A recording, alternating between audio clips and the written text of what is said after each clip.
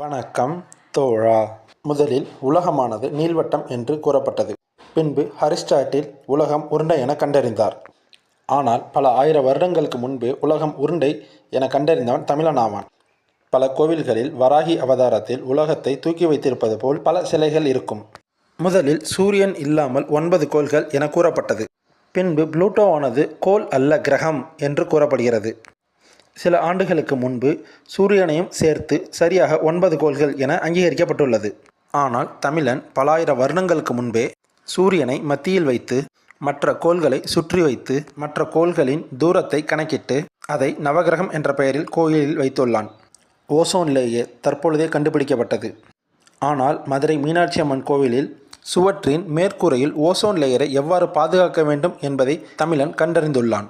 இதில் எதிலும் கண்டறிந்த தமிழனின் பெயர் வரவில்லை. எவ்வாறு கண்டறிந்தான் என்று தெரியவில்லை.